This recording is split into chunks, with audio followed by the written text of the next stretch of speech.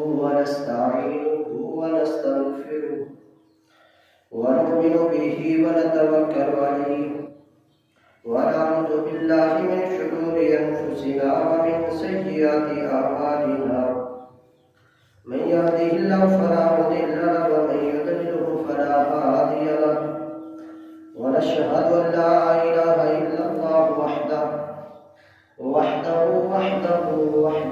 لا شريك له ونشهد أن محمدا عبده ورسوله قال الله تبارك وتعالى في القرآن المجيد والفرقان الحميد إنا أعطيناك الكوثر صدق الله مولانا العظيم إن الله وملائكته يصلون على النبي يا أيها الذين آمنوا صلوا عليه وسلموا تسليما الصلاة والسلام عليك يا سيدي يا رسول الله وعلى آلك وأصحابك يا سيدي يا حبيب الله الصلاة والسلام عليك يا سيدي يا رحمة للعالمين وعلى آلك وأصحابك يا سيدي يا خاتم النبيين مولاي صل وسلم دائما أبدا على حبيبك خير الخلق كلهم محمد سيد الكونين والثقلين والفريقين من عرب ومن عجم مولاي صل وسلم دائما أبدا على حبيبك خير الخلق كلهم. اللہ تبارک و تعالیٰ کی حمد و ثنا کے بعد نبی کریم رؤوف الرحیم احمد مجتبی حضرت محمد مصطفیٰ صلی اللہ علیہ وآلہ وسلم کی ذات اقدس پر درود و سلام کا نذرانہ پیش کرنے کے بعد اللہ وحدہ لا شریک کی ذات بابرکات کا بے پناہ شکر و احسان ہے، اس کی توفیق ہے، اس کا کرم ہے، اس کا فضل ہے کہ اس نے ہمیں آج ایک مرتبہ پھر جمعۃ المبارک کی عظیم بابرکت اور فضیلت والی گھڑیوں کے اندر اپنے اس عظیم گھر خانہ خدا مسجد میں جمع ہونے کا موقع نصیب فرمایا ہے۔ دعا ہے اللہ رب العزت ہمارا آج یہاں پر آنا بیٹھنا ذکر و اذکار کا کرنا اور سننا اور انشاءاللہ نماز جمعۃ المبارک کا ادا کرنا اس سب کو اپنی عظیم المرتبت بارگاہ میں قبول فرمائے اور آج کے ذکر خیر کو سن کر سنا کر ہم سب کو اس پر عمل پیرا ہونے کی بھی توفیق عطا فرمائے اور اللہ رب العزت آج کے ذکر خیر کو ان تمام اعمال کو ہم سب کے لیے قیامت والے دن ذریعہ نجات بنائے، آمین یا رب العالمین۔ آج کی جمعۃ المبارک کا موضوع پچھلے 4 جمعۃ المبارک سے جو ہم کر رہے ہیں وہی موضوع ہے اور آج آخری اس کا جمعۃ المبارک ہے، یعنی حضور علیہ الصلوۃ والسلام کے نبی کریم علیہ الصلوۃ والسلام کے دنیا کے اندر جو دینوی خصائص کمالات اور امتیازات ہیں ان پہ ہم نے گفتگو کی۔ آج اس موضوع کے حوالے سے آخری جمعۃ المبارک ہے، تو اللہ تبارک و تعالیٰ نے حضور علیہ الصلوۃ والسلام کو انا اعطیناک الکوثر کہہ کے بے انتہا کثرت بخشی ہر خیر کے اندر، ہر فضیلت کے اندر۔ اسی زمن کے اندر ہم نے یہ ساری چیزیں حضور علیہ الصلوۃ والسلام کے کمالات، خصائص اور آپ کے امتیازات اس پہ ہم نے سیر حاصل گفتگو فرمائی۔ تو میں نے ختم کیا تھا پچھلے جمعۃ المبارک پہ کہ امام حاکم نے اس حدیث کو صحیح الاسناد کہا تھا اور یہ ترمذی کے اندر بھی ہے، مستدرک الحاکم کے اندر بھی، کہ مولا علی مرتضیٰ راوی ہے اور آپ فرماتے ہیں کہ میں حضور علیہ السلام کے ہمراہ تھا اور ہم مکہ میں ایک جانب چل رہے تھے، مکہ کی ایک طرف جا رہے تھے، تو میں نے دیکھا کہ کوئی درخت اور کوئی پہاڑ ایسا نہیں تھا جو بھی ہمارے راستے کے اندر آتا وہ بلند آواز سے حضور علیہ السلام کو کہتا تھا السلام علیکہ یا رسول اللہ صلی اللہ علیہ وسلم۔ تو یہ آخری حدیث مبارکہ تھی جو پچھلے جمعۃ المبارک پہ بیان کی تھی، اس میں 1-2 چیزیں اور شامل کر کے ہم آگے چلیں گے۔ تو فرمایا کہ کوئی درخت اور کوئی پہاڑ ایسا نہیں تھا جو حضور علیہ السلام کو سلام نہیں کہتا تھا کہ اے یا رسول اللہ، اے اللہ کے رسول آپ پر سلام ہو۔ تو فرماتے ہیں کہ ہر درخت اور ہر پہاڑ یہ کہہ رہا تھا، اور فرمایا کہ اور یہ سب کچھ میں سن رہا تھا۔ یہ حدیث مبارکہ مکمل ہو گئی۔ تو میں نے عرض کی تھی کہ جو درود پاک ہم پڑھتے ہیں ہر نماز پر، الصلاۃ والسلام علیک یا رسول اللہ، اس درود پاک میں اور اس میں بس تھوڑا سا فرق ہے کہ اس میں صرف سلام بھیجا گیا ہے، اور جو ہم پڑھتے ہیں اس میں الصلاۃ یعنی درود کا لفظ بھی آتا ہے، اور والسلام سلام کا لفظ بھی آ جاتا ہے، اور علیک یا رسول اللہ، یا رسول اللہ آپ کا سلام ہو۔ تو یہ حدیث مبارکہ سے ثابت ہے جو ہم درود پاک پڑھتے ہیں۔ یعنی بے جان درخت بھی یہی درود پاک حضور پر پڑھا کرتے تھے آپ کے دور کے اندر، تو آج ہم حضور علیہ الصلوۃ والسلام پر وہی درود پاک پڑھ رہے ہیں الحمدللہ۔ اور دوسری فضیلت اس کے اندر یہ ہے کہ حضور علیہ الصلوۃ والسلام نے اس بے جان درخت کا جس کے اندر جان بھی نہیں ہے، اور اس بے جان پتھر کا یعنی پہاڑ کا سلام بھی سن لیا۔ جس کے اندر جان نہیں ہے، جس کے اندر شعور نہیں ہے، عقل نہیں ہے، جان ہی نہیں ہے، تو باقی چیزیں کہاں سے آئیں؟ تو اس کے اندر جان ہی نہیں ہے، حضور علیہ الصلوۃ والسلام اس کا درود پاک سن رہے ہیں جو بے جان ہے، تو ہم تو حضور علیہ الصلوۃ والسلام کے امتی ہیں۔ ہمارے اندر جان ہے، اور حضور علیہ الصلوۃ والسلام پر ہم یہ جان قربان کرنے کے لیے تیار ہیں۔ یہ ہمارا عشق مصطفیٰ ہے۔ تو اس حوالے سے میں نے یہ کہا تھا کہ جب بھی درود پاک پڑھیں تو اس عقیدے کے ساتھ پڑھیں کہ یہ حضور علیہ الصلوۃ والسلام پر پیش کیا جاتا ہے، یا حضور علیہ الصلوۃ والسلام یہ درود پاک ہمارا سن رہے ہیں، تو پھر کیفیات اور ہوگی، پھر سرور اور آئے گا، پھر مزہ دوبالا ہو جائے گا جب ہم اس نیت کے ساتھ یہ دل میں رکھ کر ذہن میں رکھ کر پڑھیں گے کہ یہ جو ہم پڑھ رہے ہیں جتنے ادب کے ساتھ، جتنی محبت کے ساتھ یہ سارا کا سارا درود پاک حضور کے آگے پیش کیا جاتا ہے، یا حضور علیہ الصلوۃ والسلام سن رہے ہیں، تو پھر اور بھی ادب و احترام آئے گا، اور بھی محبت آئے گی، اور بھی جذبہ ایمان بڑھے گا، اور ہم درود پاک کی اور بھی زیادہ کثرت کریں گے۔ اور تیسری اور اہم بات اس کے اندر یہ ہے کہ حضور علیہ الصلوۃ والسلام کے ساتھ مولا علی المرتضیٰ علیہ السلام تھے۔ آپ فرماتے ہیں کہ یہ سب کچھ جو پتھر اور پہاڑ اور درخت جو درود پاک پڑھ رہے تھے، وہ سب کچھ میں سن رہا تھا، میں بھی سن رہا تھا۔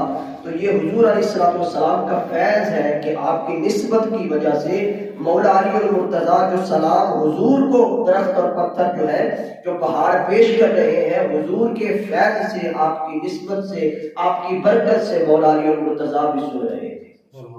یہ فیض مولا علی المرتضیٰ کا، مرتضیٰ کو حضور علیہ الصلوۃ والسلام کے ذریعے سے ملا۔ اب آج کے موضوع کی پہلی حدیث مبارکہ ترمذی شریف کے اندر حدیث مبارکہ ہے۔ حضرت امام ترمذی نے اس کو حسن کہا ہے، اور امام حاکم نے اس کو صحیح کہا ہے۔ حضرت ابو موسیٰ اشعری رضی اللہ تعالیٰ عنہ روایت کرتے ہیں، فرماتے ہیں کہ حضرت ابو طالب اور رؤساء قریش یعنی قریش کے جو سردار تھے، رئیس تھے، ان کے ساتھ سفر شام پر نکلے، اور ان کے شام جب سفر پر نکلے تو جو تجارت کی غرض سے یہ سفر تھا، فرمایا کہ ہمارے ہمراہ حضور علیہ الصلوۃ والسلام بھی تھے، حضور بھی اس سفر کے اندر شامل تھے۔ اور فرماتے ہیں کہ جب راستے کے اندر ایک جگہ پر ہم پہنچے تو وہاں پر ایک راہب تھا، اور وہاں پر ایک گرجا تھا، وہاں پر ایک راہب رہتا تھا۔ فرماتے کہ جب ہم وہاں پر پہنچے، اس جگہ پر پہنچے، تو تمام لوگ سواریوں سے جب نیچے اتر آئے تو کجاوے کھول دیے، تو اس راہب نے، وہ راہب ان کی طرف آ گیا۔ جب حضور علیہ الصلوۃ والسلام کی حضرت ابو طالب کے ساتھ جو سارا قافلہ گیا تھا، وہ وہاں پہ جا کے رکا، کجاوے کھول رہے تھے، وہ راہب ان کی طرف آ گیا۔ اب راوی حضرت ابو موسیٰ اشعری رضی اللہ تعالیٰ عنہ بیان کرتے ہیں کہ لوگ ابھی کجاوے کھول رہے تھے اپنے سواریوں سے، ابھی کھولے نہیں تھے، تو وہ ان کے پاس آ گیا، ان کے درمیان میں موجود تھا، اور فرماتے ہیں کہ پہلے بھی کئی سفر شام کیے، لیکن پہلے وہ شخص، وہ راہب، وہ پادری کبھی نہیں آیا تھا، لیکن آج ابھی کجاوے کھولنے بھی نہیں، ابھی سواریوں پر ہے، ہمارا سوار کجاوے کھول رہے ہیں، اور وہ شخص ہمارے اندر موجود ہے۔ پہلے کبھی اس نے منہ نہیں لگایا تھا، کبھی آیا نہیں تھا۔ فرماتے ہیں کہ پھر جب ہم وہ کجاوے اتار رہے تھے تو یہاں تک کہ وہ شخص چلتا ہوا ہمارے درمیان حضور تک پہنچ گیا، علیہ السلام. حضور ابھی بچپن کی عمر میں ہے، حضور تک پہنچے اور فرمایا کہ قریب پہنچ کر اس نے حضور کا ہاتھ پکڑ لیا اور پکڑ کر اس نے بلند آواز سے کہا ھذا سید العالمین، ھذا رسول رب العالمین، کہ یہ تمام جہانوں کا سردار ہے، یہ رسول رب العالمین ہے، یعنی یہ اللہ کا رسول ہے جو تمام عالمین کا رب ہے. اور فرمایا کہ وہ اسے تمام جہانوں کے لیے رحمت بنا کر مبعوث فرمائے گا. یہ اس راحت کے الفاظ تھے. اب قریش کے جو رئیس ساتھ گئے تھے انہوں نے پوچھا، میں نے پہلے بتایا کہ امام حاکم نے اس حدیث کو صحیح کہا ہے، تو قریش نے پوچھا کہ تمہیں کیسے معلوم ہوا راہب یہ بتاؤ، تمہیں کیسے علم ہوا کہ یہ اللہ کا رسول ہے، انہیں اللہ پاک رحمت للعالمین بنا کر بھیجے گا، تمہیں کیسے پتا چلا؟ تو راہب نے کہا کہ جب تم گھاٹی سے اتر رہے تھے، تم سامنے سے آ رہے تھے تو میں نے دیکھا کہ جتنے بھی راستے کے اندر درخت اور پہاڑ آ رہے تھے وہ تمام کے تمام ان کو سجدہ کر رہے ہیں. یہ صحیح حدیث سے واقع ہے. فرمایا کہ جتنے بھی درخت اور پہاڑ میں دیکھ رہا تھا وہ ان کو سجدہ کر رہے تھے، اور نبی کی نشانی یہ ہوتی ہے کہ وہ درخت اور پہاڑ نبی کو سجدہ کرتے ہیں، اس کے علاوہ کسی کو سجدہ نہیں کرتے. یہ انہوں نے دلیل دی. تو اس حدیث مبارکہ میں دو تین بڑی اہم چیزیں ہمیں غور کرنے کی ضرورت ہے کہ راہب پہلے کبھی نہیں آیا تھا. حضرت ابو موسیٰ اشعری فرماتے ہیں کہ ہم پہلے بھی سفر شام کیا کرتے تھے لیکن پہلے کبھی نہیں آیا تھا. تو آج بھی وہ آیا کیونکہ حضور آ گئے، اس لیے کہ حضور علیہ السلام آ گئے. کہ پہلے سفر شام بھی وہی تھا، رستہ بھی وہی تھا، پادری مراحل بھی وہی تھا، ہم بھی وہی تھے، صرف ایک شخصیت بدلی، اسے مصطفیٰ کہتے ہیں. اور کچھ نہیں بدلا، صرف ایک ہستی بدلی جسے مصطفیٰ کہتے ہیں، اور اس راہب کے رنگ ڈنگ ہی بدل گئے. پہلے اس نے کبھی منہ نہیں لگایا تھا، اب ابھی ہم پہنچے بھی نہیں ہے، سامان بھی نہیں اتارا، ہمارے درمیان موجود ہے. تو یہ حضور علیہ السلام کی نسبت ہے. اور دوسری چیز یہ ہے کہ حضور علیہ السلام کو درخت اور پہاڑ سجدہ کر رہے تھے اور پیغام یہ دیا کہ یہ حضور علیہ السلام کا حق ہے. یہ جو ہم سجدہ کر رہے ہیں یہ حضور کا ہم پر حق ہے، کیونکہ ان میں شعور نہیں ہوتا. درخت اور پہاڑ جو ہوتے ہیں ان میں شعور نہیں، انہوں نے اپنا حق ادا کیا سجدہ کر کے، اور ہمیں یہ پیغام دیا کہ ہم تو بے جان ہیں، تم تو مصطفیٰ کے امتی ہو، تم بھی حق ادا کرو. تو فرمایا کہ تم کس طرح حق ادا کرو گے؟ تم مصطفیٰ سے محبت کر کے ان کی اتباع و پیروی کر کے حق ادا کر سکتے ہو. ہم نے عقل و شعور نہیں ہے، لیکن تم نے سجدہ نہیں کرنا، تم نے کیا کرنا ہے؟ مصطفیٰ سے محبت کرنی ہے، تم نے ان کی اتباع و پیروی کرنی ہے، پھر ان کا حق ادا ہوگا. اور دوسری روایت ابن حبان کے اندر حضرت عبداللہ بن عباس رضی اللہ تعالیٰ عنہ بیان کرتے ہیں کہ قبیلہ بنو عامر کا ایک شخص تھا، وہ حضور علیہ السلام کی خدمت میں آیا، اور وہ شخص حکیم تھا، یعنی علاج معالجہ کرتا تھا. اس کی وضاحت سے معلوم ہو رہا تھا کہ یہ حکیم ہے. ابن حبان کے اندر یہ حدیث مبارکہ ہے. وہ شخص آیا، اس نے حضور علیہ السلام کو کہا اے محمد صلی اللہ علیہ وسلم. اس نے کہا کہ آپ بہت ساری چیزیں بیان کرتے ہیں، تو کیا آپ کو ضرورت نہیں کہ میں آپ کا علاج کروں؟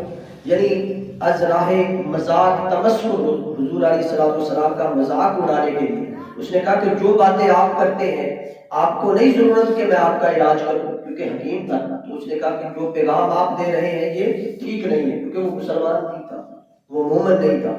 تو حضور علیہ السلام نے اس کے باوجود کہ اس نے آپ کا تمسخر اڑایا، آپ کا مذاق اڑایا، اس کے باوجود آپ نے بات کو اگنور کرتے ہوئے حضور علیہ السلام نے ان کو دین کی دعوت دی.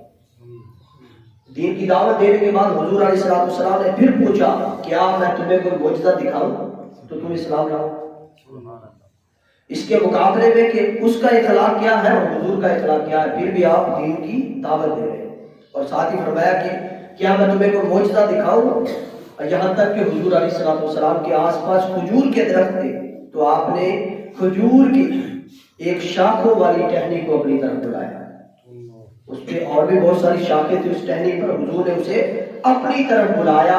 حدیث مبارکہ میں آتا ہے وہ ٹہنی درخت سے جدا ہو کر ایسے آ رہی تھی، انداز حدیث مبارکہ میں بیان کیا ہے کبھی وہ سجدہ کرتی یعنی نیچے ہوتی، کبھی اٹھ جاتی، یعنی ایسے سجدے کرتے ہوئے حضور کی بارگاہ میں آ رہی. یہ اس کا انداز تھا. ٹہنی کے حضور کی بارگاہ میں آنے کا انداز تھا کہ وہ اس طرح آ رہی تھی، یہاں تک کہ حضور کے قریب پہنچ گئی اور پہنچ کر پھر سیدھی کھڑی ہو گئی اس طرح۔ پہلے تو کبھی سجدہ کرتی تھی، یعنی ادب کے اندر نیچے جاتی تھی اور پھر کھڑی ہوتی تھی، لیکن جب حضور کے پاس پہنچی تو پھر سیدھے کھڑی ہو گئی، اب اور حکم کا انتظار کر رہی۔ تو حضور علیہ السلام نے پھر اور کوئی حکم نہیں دیا، بلکہ یہی فرمایا کہ اب پھر واپس چلی جاؤ۔ ٹہنی کو کیا کہا کہ پھر واپس چلی جاؤ، وہ ٹہنی پھر اسی درخت پر واپس چلی گئی۔ تو اس شخص نے کہا کہ خدا کی قسم میں آج کے بعد کسی شے کے حوالے سے جو آپ سے متعلق ہو، جو بات آپ کہیں گے میں اس کو جھوٹی نہیں کروں گا، میں کبھی بھی آپ کی تکذیب نہیں کروں گا، میں نے اپنی آنکھوں سے دیکھ لیا۔ تو یہ اس شخص کا بیان تھا۔ تو پہلی بات اس حدیث مبارکہ میں یہ ملتی ہے کہ اس نے جو اخلاق حضور کو دکھلایا، جو بد اخلاقی کی اس کے مقابلے میں حضور اچھے اخلاق سے پیش آئے، اور اچھے اخلاق سے نہیں پیش آئے بلکہ اسے دین کی دعوت بھی دی، اور دعوت دین دینے کے لیے آپ نے اسے معجزہ بھی دکھا دیا، یعنی اسلام میں شامل کرنے کے لیے حضور علیہ السلام نے اسے اپنا ساتھی بنانے کے لیے، ہمارا ساتھی بنانے کے لیے اتنی کوشش کی۔ تو ہمیں بھی ضرورت ہے، ہماری تو آپس کی لڑائیاں نہیں ختم ہو رہی، ہمارے تو آپس کے لڑائی جھگڑے، انا آکڑ اور چیزیں نہیں ختم ہو رہی، تو ہم غیر مسلموں کو دعوت کب دیں گے؟ انہیں ہم اپنا اخلاق کب دکھلائیں گے؟ ہمارے تو اپنے اخلاق اس طرح سے ہیں، اگر ہم بلاتے ہیں تو کوئی کر کے بلاتے ہیں، اور اگر کوئی غلطی ہو جائے کسی سے تو ہم اس کو گریبان سے پکڑتے ہیں۔ تو یہ درگزر سے کام لے، صبر سے، تحمل سے کام لے، تو پھر انشاءاللہ ہم اس پیروی پر، اس اتباع پر جو حضور نے ہمیں سکھائی ہے، ہم پہنچ سکتے ہیں۔ تو ایک سبب یہ ہے، اور دوسرا یہ ہے کہ ٹہنی جس طریقے سے حضور کی بارگاہ میں آئی، میں وہ منظر آپ کی آنکھوں میں لانا چاہتا ہوں، آپ ذرا غور کریں کہ وہ سجدہ کرتی تھی، کبھی کھڑے ہو جاتی۔ تو یہ ٹہنی کے مطالعے کا مقصد یہ تھا، وہ پیغام یہ دینا چاہتی تھی کہ مجھے کسی عام ہستی نے نہیں بلایا، مجھے کسی عام ہستی نے نہیں بلایا، مجھے پیارے مصطفیٰ نے بلایا ہے جو اللہ کے محبوب ہے، بس تم میری آنیاں جانیاں دیکھو۔ تم نے کیا دیکھنا ہے؟ میری آنیاں جانیاں دیکھو کہ میں حضور کی بارگاہ میں کیسے پہنچی۔ تو یہ اس کا پیغام تھا کہ میں جو جا رہی ہوں، میں کسی عام بندے کے کہنے پر نہیں جاتی، جب تک وہ مجھے کلہاڑی سے، کسی مشین سے، کسی آرے سے مجھے کاٹے گا نہیں، میں اس کے پاس نہیں جاتی۔ یہ صرف ایک ہی ہستی ہے دنیا کے اندر، اسے مصطفیٰ کہتے ہیں، وہ اشارہ کر دے، وہ مجھے بلا لے، میں قدموں میں چلی جاتی۔ تو حضور کے کہنے پہ وہ ٹہنی حضور کی بارگاہ میں آئی اور پھر واپس چلی گئی۔ اب تیسری حدیث مبارکہ مسند احمد بن حنبل میں، اور آپ نے فرمایا اس کے رجال بھی صحیح ہیں اس حدیث مبارکہ کی۔ حضرت یعلا بن مرہ رضی اللہ تعالیٰ عنہ ایک سفر کا واقعہ بیان کرتے ہیں۔ آپ فرماتے ہیں کہ ہم روانہ ہوئے ایک سفر پر، اور ہم نے ایک جگہ پڑاؤ کیا، ٹھہرے۔ تو فرماتے ہیں کہ وہاں پر حضور علیہ السلام کچھ دیر کے لیے آرام فرما ہوئے۔ حضور نے آرام فرمایا تو اس جگہ پر درخت نہیں تھے۔ فرماتے کچھ دیر آرام کو ہوئی، حضور علیہ السلام جب آرام فرما رہے تھے، کچھ دیر ہوئی، ایک درخت جو زمین کو چیرتا ہوا حضور تک پہنچیا۔ اوپر پہلے درخت نہیں تھا، لیکن جب حضور آرام فرما ہوئے تو ایک درخت جو اپنی جگہ پہ تھا وہاں سے زمین کو چیرتا ہوا حضور کی بارگاہ میں پہنچ گیا اور آپ پر سایہ کر دیا، سایہ فکر ہو گیا، اور پھر کچھ دیر کے بعد وہ واپس چلا گیا اپنی جگہ پر۔ جب حضور علیہ السلام بیدار ہوئے، صحابہ کرام نے، اور راوی کہتے کہ میں نے اس کا ذکر کیا کہ حضور اس طرح ایک درخت زمین کو چیرتا ہوا آپ پر سایہ کرنے کے لیے آ گیا اور پھر واپس چلا گیا۔ تو حضور نے فرمایا میرے صحابہ، اس درخت نے اپنے رب سے اجازت طلب کی تھی۔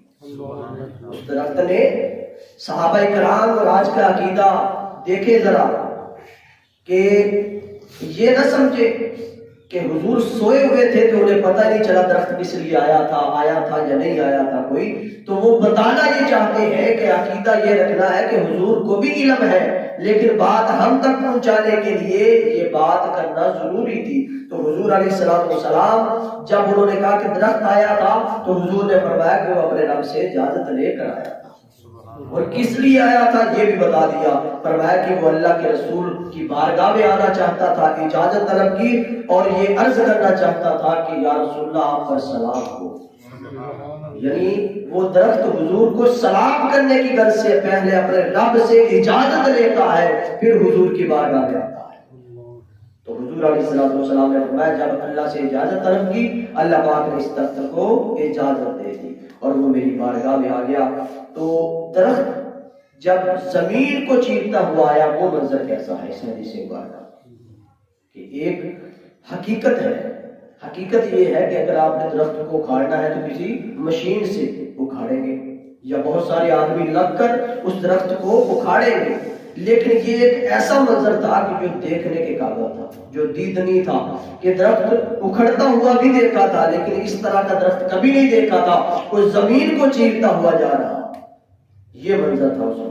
اور دوسری بات یہ واضح ہو گئی کہ یہ جو درخت ہوتے ہیں، میں نے پچھلے جمعہ المبارک پہ بھی بات کی تھی کہ حضور علیہ السلام کو کائنات کا ہر ذرہ جانتا ہے اور حضور بھی کائنات کے ہر ذرے کو جانتے ہیں۔ درختوں کو جن کے اندر جان بھی نہیں ہے انہیں بھی پتا ہے یہ اللہ کے رسول ہے، اسی لیے تو رب سے اجازت طلب کر کر، اجازت لے کر حضور کی بارگاہ میں سلام کرنے کے لیے حاضر ہوتے ہیں، ان کی خدمت میں آ جاتے ہیں۔ تو حضور پر سلام کرنا صرف ہمارا ہی کام نہیں ہے، اس مخلوقات کے اندر، اس دنیا کے اندر جتنی بھی مخلوقات ہیں سب حضور پر سلام بھیجتی ہے۔ جس طرح ہر چیز سبح للہ ما فی السماوات و ما فی الارض، اس آسمانوں اور زمینوں کے اندر جتنی بھی چیزیں ہیں تمام اللہ کی تسبیح بیان کرتی ہیں، اور جو رب کی تسبیح بیان کرتی ہے وہ حضور پر درود و سلام بھی کرتی ہے۔ اس حدیث مبارکہ سے یہ واضح ہو گیا۔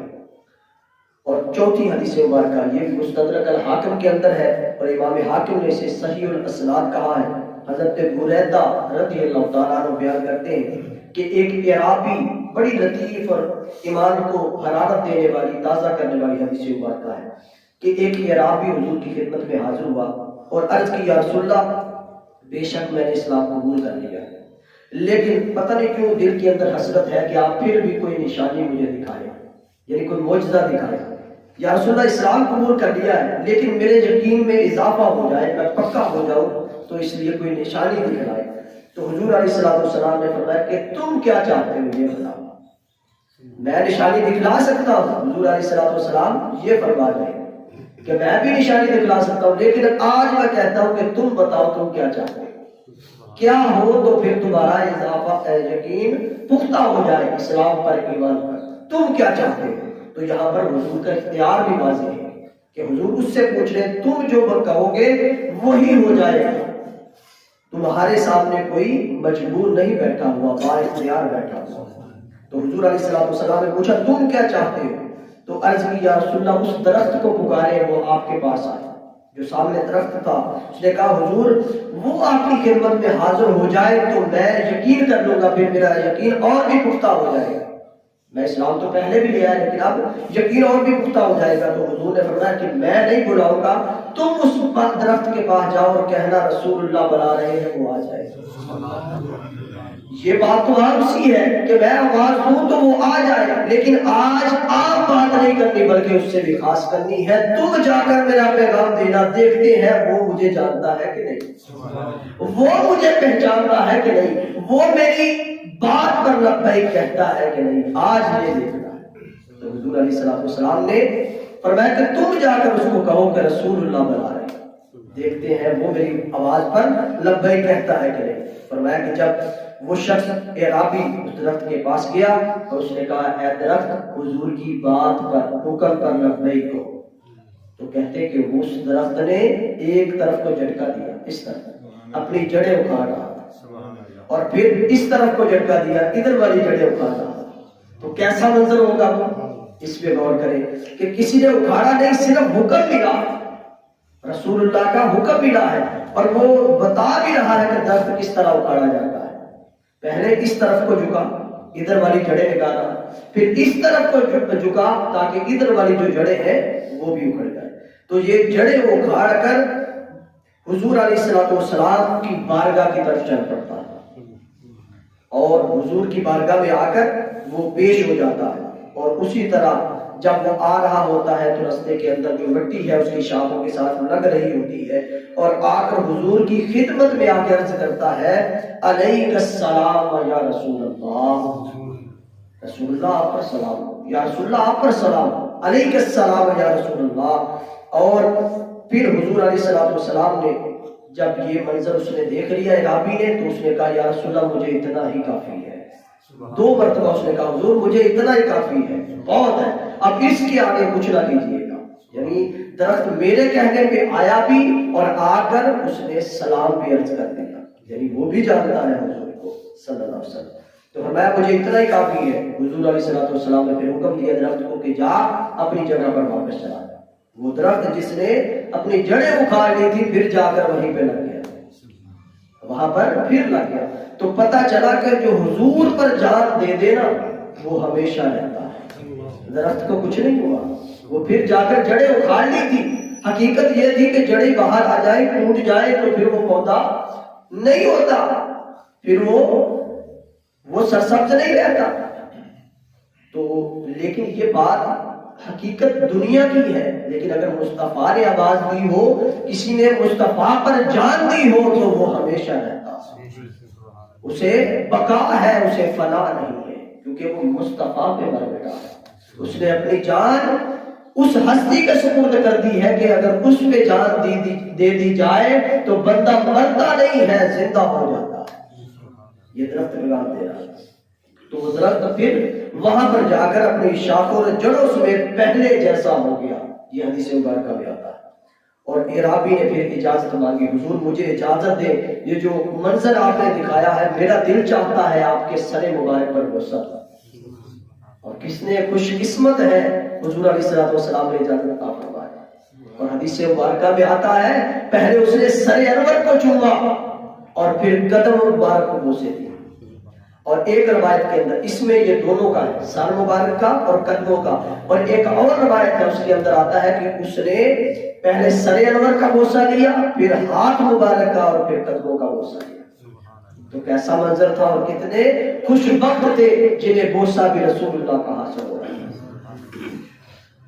تو اب حضور علیہ السلام یہ 2 اجازتیں مانگی کہ میں سر انور کا بھی بوسہ لینا چاہتا ہوں، پاؤں کا بھی، اب کہا حضور میں سجدہ بھی کرنا چاہتا ہوں۔ تو حضور نے منع فرما دیا، فرمایا میری شریعت میں کوئی انسان کسی انسان کو سجدہ نہیں کر سکتا۔ ہاں فرمایا کہ اگر سجدے کی اجازت ہوتی تو میں عورت کو حکم دیتا، فرمایا میں حکم دیتا عورت کو کہ وہ اپنے شوہر کو سجدہ کرے۔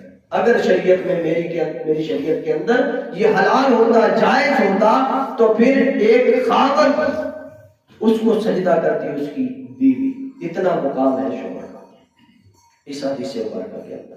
تو آپ نے قدم بھی چوم لیے، اس نے ہاتھ مبارک بھی اور سر انور بھی چوم لیا، اور درخت نے حضور کا حکم اسی وقت مان لیا۔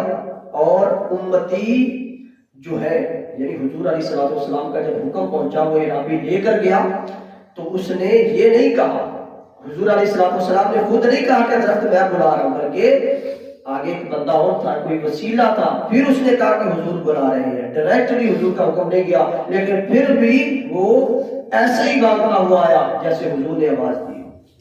تو ایک حکم پہ وہ بے جان درخت کتنی سپیڈ کے اندر، رفتار کے اندر حضور کی بارگاہ میں آ گیا۔ تو ہم کیسے امتی ہیں، حضور کتنے فرمان ہمارے لیے چھوڑ کر گئے ہیں، کتنے احکام چھوڑ کر گئے ہیں، ہم نے کبھی لبیک نہیں کہا، ہم نے نہیں کہا یا رسول اللہ، یہ بھی فرمان ہم آنکھوں سے لگاتے ہیں، ہم دل سے لگاتے ہیں، ہم روز کتنے حضور کے فرامین پاؤں تلے روتے چلے جاتے ہیں۔ یہ غور کرنے کی ضرورت ہے۔ وہ درخت ہے اور بے جان ہے، حضور نے ایک آواز نہیں دی بلکہ ایک اعرابی کو، صحابی کو بھیجا کہ جاؤ کہو یا رسول اللہ بلا رہے ہیں، اور حضور کی آواز پر لبیک کہتا ہوا جا پہنچا ہے۔ اور ہم روز کے روز کتنی نافرمانیاں کرتے ہیں، حضور کے کتنے فرامین کو پاؤں تلے رو دیتے ہیں، اور ہم ذرا بھی غمزدہ نہیں ہوتے، ہمارے ماتھے پر تھوڑا سا شکن بھی نہیں آتا۔ تو ہمیں غور کرنے کی ضرورت ہے۔ وہ بے جان درخت ہو کر حضور کی مان رہا ہے، ہم حضور کے امتی ہو کر حضور کی مان رہے ہیں، اس کے فرامین پر عمل نہیں کر رہے۔ اور دوسری بات یہ ہے کہ حضور علیہ السلام کا مقام و مرتبہ حقیقت سے بہت آگے ہے۔ حقیقت سے بہت آگے ہے۔ اور دوسری اور تیسری بات اس حدیث مبارکہ میں یہ ہے کہ شوہر کا جو مقام ہے والدین کا نہیں، یہاں پر ڈسکس ہو رہا ہے شوہر کا، یعنی حضور نے فرمایا کہ سجدہ کسی کو نہیں ہے میری شریعت کے اندر، اگر میں سجدے کا حکم دیتا تو بیوی کو حکم دیتا اپنے شوہر کو سجدہ کرے۔ تو پتہ چلا شوہر کا مقام بہت ہے، شوہر کا مقام بہت ہے، شوہر کا حق بڑا ہے، اس لیے کہ اس نے اگر گھر سے نکلتا ہے تو اپنے بیوی بچوں کے لیے، اگر نہ چاہتے ہوئے بھی وہ لوگوں کی باتیں سنتا ہے کام پر، جہاں مزدوری کر رہا ہوتا ہے، اس لیے کہ میرے بچے بھوکے مر جائیں، میری بیوی گھر کے اندر بھوکی ہے۔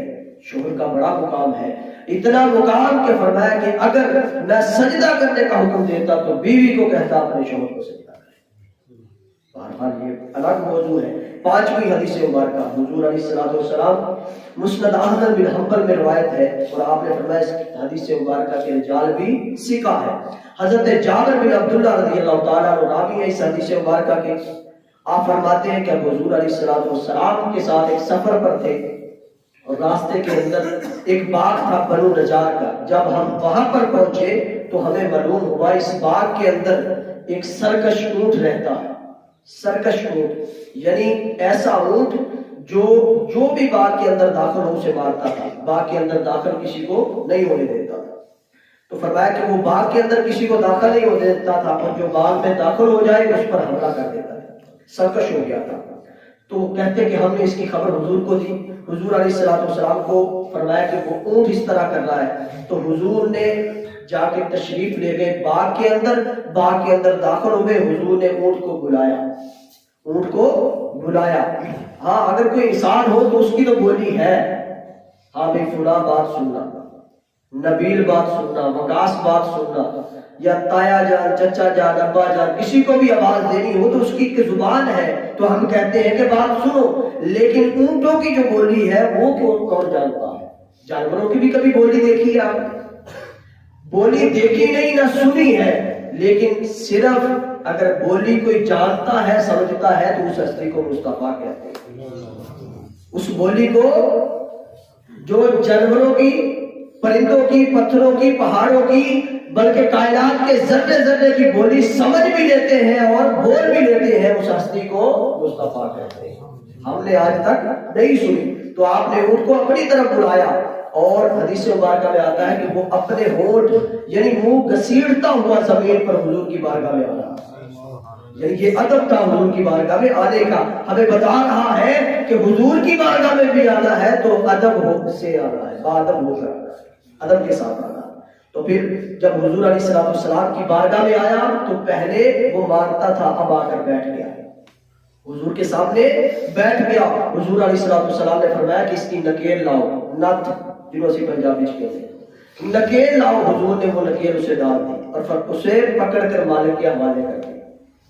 بس اتنی سی بات فرمایا اور ساتھ لوگوں کی طرف متوجہ ہوئے، لوگ دیکھ رہے تھے یہ سارا منظر۔ آپ نے فرمایا کہ بے شک زمین و آسمان کے اندر اللہ پاک نے کوئی چیز ایسی پیدا نہیں کی سوائے سرکش جنوں اور انسانوں کے کہ جو یہ تسلیم نہ کرتی ہو کہ میں اللہ کا رسول ہوں، جو یہ تسلیم نہ کرتی ہو کہ میں اللہ کا رسول ہوں۔ اس لیے میں کہتا ہوں کائنات کا ذرہ ذرہ حضور کو جانتا ہے اور کائنات کی ہر چیز کو پتا ہے کہ آپ اللہ کے رسول ہیں۔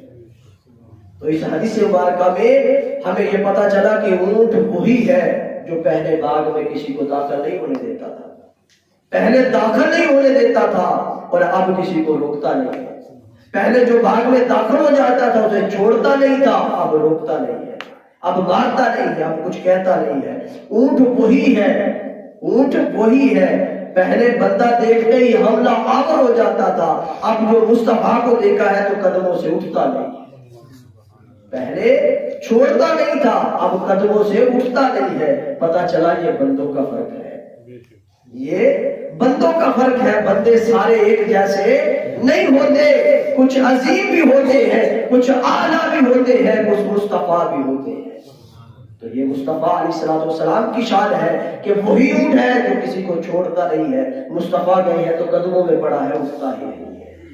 اس لیے کہتا ہوں کہ زمین کا ذرہ ذرہ حضور کو جانتا ہے۔ آخری حدیث مبارکہ حضرت ام سلمہ رضی اللہ تعالیٰ عنہ بیان کرتی ہیں کہ ایک مرتبہ حضور علیہ الصلوۃ والسلام ایک صحرا سے گزر رہے تھے تو کسی نے آواز دی، آپ نے اور آواز دی یا رسول اللہ، آپ نے جب دیکھا تو کوئی نہیں تھا آواز دینے والا، پھر آپ متوجہ ہوئے، غور کیا تو سامنے ایک ہرنی بندھی ہوئی تھی، ہرنی بندھی ہوئی تھی۔ اس نے پھر آواز دی یا رسول اللہ میرے قریب تشریف لائیے۔ اب ہرن بول رہی ہے جسے ہم ہرنی کہتے ہیں، وہ بول رہی ہے حضور میرے قریب تشریف لائیے۔ حضور علیہ السلام والسلام اس کے قریب چلے گئے اور پوچھا تمہاری کیا حاجت ہے، کیا بات ہے بتاؤ؟ تو اس نے عرض کی یا رسول اللہ اس پہاڑ پر جو سامنے ہے میرے دو چھوٹے چھوٹے بچے ہیں، نومولود ہیں، ابھی میں نے پیدا کیے ہیں، کچھ دن ہوئے ہیں، تو وہ بھوکے ہیں، مجھے یہاں پر باندھ دیا گیا ہے، آپ مجھے کھول کر آزاد کر دیں، میں ان دونوں کو دودھ پلا کر پھر واپس آ جاؤں گی، پھر واپس آ جاؤں گی۔ حضور علیہ السلام نے کہا کہ اگر تم نے ایسا نہ کیا، یہ باتیں ہو رہی ہیں، آپ نے کبھی جانور سے بات کی؟ آپ کی بات کو نہیں سمجھیں گے، نہ وہ آپ کو سمجھے گا نہ آپ اس کو سمجھ سکتے ہیں۔ تو یہ حضور باتیں کر رہے ہیں اور وہ بولی کیا ہوگی وہ اللہ جانتا ہے، اس کا رسول جانتا ہے یا وہ ہم جانتی ہے کہ وہ باتیں وہ بولی کس طرح کی ہوگی۔ تو حضور علیہ السلام نے فرمایا کہ اگر تم نے ایسا نہ کیا، تو اس نے کہا اللہ مجھے سخت عذاب دے اگر میں نے ایسا نہ کیا، اگر میں واپس نہ آؤں تو اللہ مجھے سخت عذاب دے۔ تو حضور علیہ السلام نے اسے آزاد کر دیا۔ آزاد کرنے کے بعد وہ کئی بچوں کو دودھ پلا کر پھر واپس آ گئے، اور واپس آئی حضور علیہ السلام نے اسے وہاں پر پھر باندھ دیا۔ ابھی حضور وہاں پر تھے، وہ عراقی آ گیا جس نے اس کو باندھ رکھا تھا، تو اس نے کہا یا رسول اللہ آپ ہمارے پاس آئے ہیں، کوئی خدمت ہو تو بتائیے۔ تو حضور نے فرمایا کہ اس کو آزاد کر دو، اس ہرنی کو آزاد کر دو، اگر میری خدمت کرنا چاہتے ہو تو اس کو آزاد کر دو۔ اس نے فوراً آزاد کر دیا، اور حدیث مبارکہ میں آتا ہے وہ ہرنی دوڑتی ہوئی جا رہی تھی، بھاگتی ہوئی جا رہی تھی، اور ساتھ کہہ رہی تھی اشہد اللہ الہ الا اللہ وانک رسول اللہ، کہہ رہی تھی میں گواہی دیتی ہوں اللہ کے سوا کوئی عبادت کے لائق نہیں اور آپ اللہ کے رسول ہیں صلی اللہ علیہ وسلم۔ اس لیے میں کہتا ہوں کہ ہر ایک کو علم ہے کہ آپ اللہ کے رسول ہیں۔ کائنات میں کوئی چیز ایسی نہیں ہے جس کے آقا و مولا مصطفیٰ نہیں ہے، کائنات کے ہر ذرے کا، ہر ذرے کے مولا اور آقا مصطفیٰ ہے صلی اللہ علیہ وسلم۔ اور دوسری بات اس حدیث مبارکہ کے اندر پیغام یہ ہے ہمارے لیے کہ وہ جانور عقل و شعور کے بغیر ہی، اس کے اندر عقل بھی نہیں ہے، شعور بھی نہیں ہے، لیکن پھر بھی وہ عقیدہ سمجھا گیا ہے ہمیں کہ مالک حقیقی میرا وہی ہے جس سے میں نے کہا کہ وہ سخت عذاب دے، اگر میں نے ایسا نہیں کیا، اس کے باوجود میں نے مدد حضور سے طلب کر لی ہے، مدد حضور سے مانگ لی ہے۔ تو اس نے یہی کہا ہے کہ اللہ کے برگزیدہ بندوں سے، محبوب بندوں سے اگر مدد طلب کر دی جائے تو اللہ ناراض نہیں ہوتا۔ اس لیے میں عقیدہ یہ سمجھا کے جا رہی ہوں میرا بھی اللہ وہی ہے، مدد اس لیے طلب کر رہی ہوں کہ ان کے بغیر اب چھٹکارا نہیں ہے، ان کے بغیر چھٹکارا نہیں ہے، جو اللہ کے محبوب بندے ہیں یہ اس میں وسیلہ بن گئے اور مجھے آزاد کر دیا، اور آزاد کرنے کے بعد پھر باندھا گیا اور پھر یہ وسیلہ بنے تو انہوں نے مجھے آزاد کر دیا۔ تو اس سارے لب لباب کا بیان کا مقصد پھر وہی بات میں آج کہنا چاہتا ہوں کہ آئیے اس بات پر غور کریں کہ حضور علیہ السلام نے جو احکام، جو شریعت ہمیں عطا فرمائی ہے اس پر عمل کریں، اور روز کی ایک بری چیز چھوڑتے جائیں۔ جو بری عادت ہمارے اندر، بری عادات ہیں، ان میں سے روز کی نہیں تو ایک ہفتے کی ایک بری عادت چھوڑیں، اپنے آپ کو حضور علیہ السلام کی شریعت مطہرہ اور سیرت مطہرہ کے مطابق ڈالنے کی کوشش کریں۔ اگر روز کی انشاءاللہ یا ہفتے کی بھی ایک چھوڑیں تو ایک مہینے میں 4 بری عادتیں ہم چھوڑ سکتے ہیں۔ ہم 4 بری عادتیں چھوڑیں گے تو انشاءاللہ 4 نیکی کے کام بھی کریں گے۔ تو اس لیے یہی پیغام ہے کہ 4 بری عادتوں کو چھوڑیں، ہر ہفتے کے اندر، ہر 15 دن کے اندر یا ایک مہینے کے اندر ایک بری عادت کو چھوڑیں، اور حضور علیہ السلام کی ایک سنت کو زندہ کریں، ایک سنت مطہرہ کو زندہ کریں۔ اللہ پاک ہم سب پہ اپنا کرم اور فضل فرمائے۔ آمین وآخر دعوانا ان الحمد للہ رب العالمین۔